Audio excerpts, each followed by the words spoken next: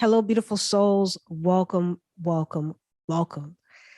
If this is your first time coming to my channel, a lot has changed a little bit, and you'll start to slowly see those changes. My name is Francis. I am a licensed clinical therapist, but I'm also a plant medicine integration coach. And what is that? What is a plant medicine integration coach? Essentially, I'm a guide. I create opportunities for people to journey through plant medicines and provide them with deep, deep coaching in the process.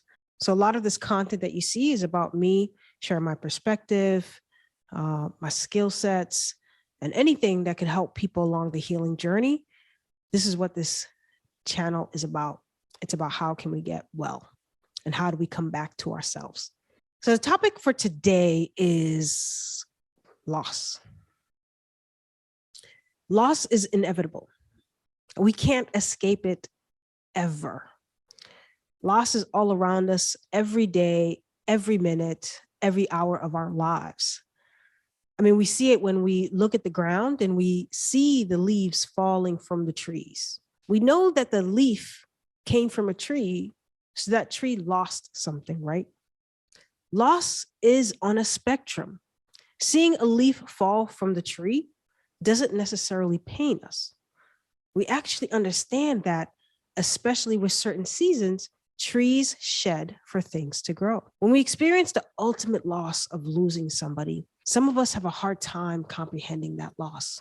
We're not saying that that's a natural part of life, the same way when we see the leaf falling from the tree.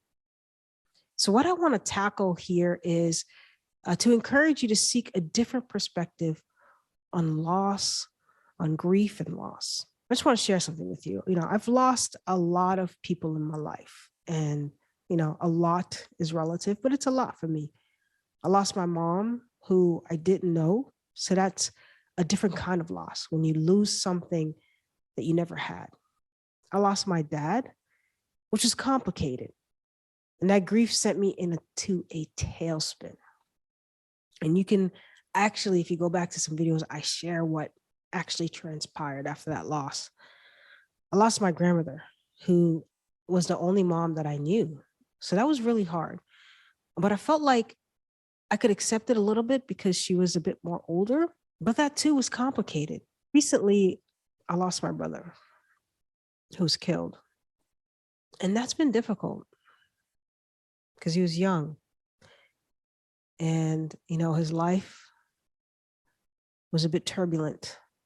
And there was a lot of things that I had to process within that situation. And I share a little bit about that in my newsletter, with my newsletter community. But I had to really take a step back and think about and process this loss in a very different way, which I'll get into a little bit later in the video. And so when I look at my life, I see all the things that were lost. In 2013, I quit my job as a social worker. I worked so hard to be something, to be somewhere, to do this thing that I thought was the thing that I was going to do, only to find out that I had to let that go. I'm sure a lot of you have been there where you've worked so hard for something and it just no longer feeds you. And that was a very hard moment.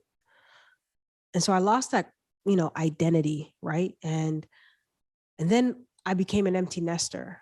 And so I lost the definition of what motherhood was, because that changed as my son got older. Our relationship changed.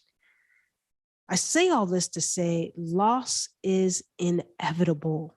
And I want you to sit with that, because we really avoid thinking and feeling that truth. Two things came up for me during the loss of my brother. It was meaning and relating. How do we find meaning in what we've lost? How do we find meaning in something so incredibly painful? And the question isn't why this person died. It's why you lived.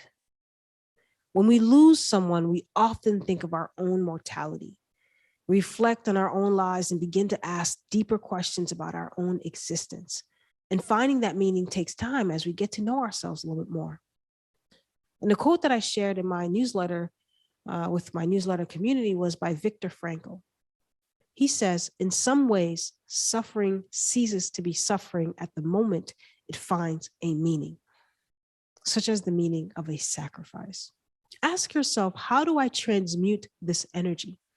How do I take this pain and transform it into love, joy, and compassion? I took some time, a lot of meditation, a lot of silence. I even binged, read, and watched Dolores Cannon on death, dying, and spirit. And that brought a lot for me. During these past few weeks, I sat in gratitude for my family, my partner that came together to really support me. I sat in gratitude for the friends that were there and all the kind messages that were shared. I sat in gratitude for having the financial means to really send his physical body off. So I want to ask you something. Why are you here on this earth?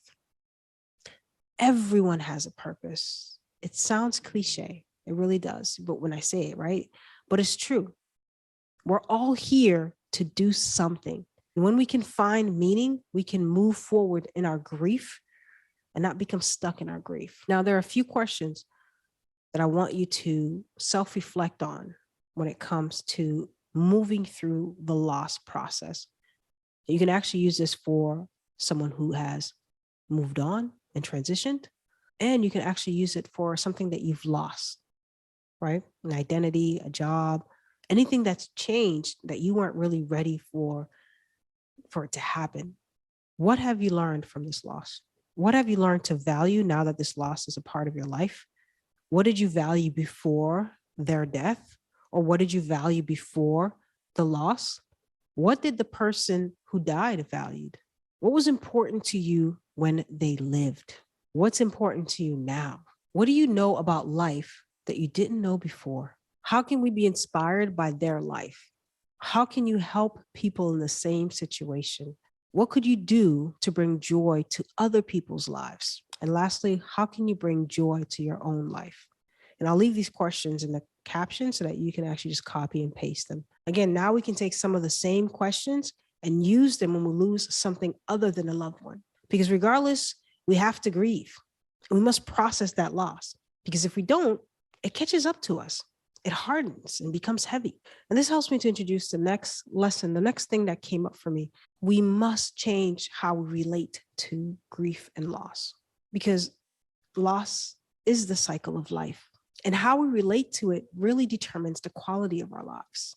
Do we get stuck in that grief? Are we not able to move forward? Are we not able to have relationships with people?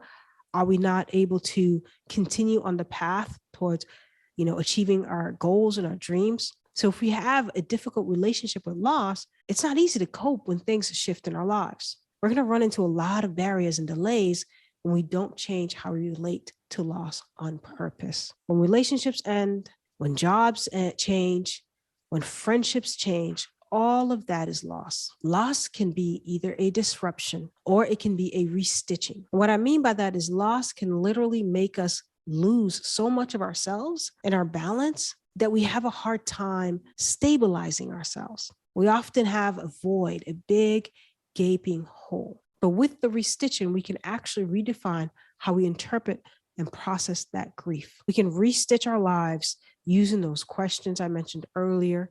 We can create new meanings and new narratives that empower us and bring more joy into our lives, ultimately connecting us to our meaning. I hope this video was helpful for you guys. Definitely share it with somebody who is experiencing some sort of loss. The questions are there to really help process, because, when we're in the midst of loss, it's hard to articulate our feelings sometimes. So I really do hope that it was helpful. If you find this information useful, definitely like and subscribe. And I appreciate it. And I'll see all of you beautiful souls next time.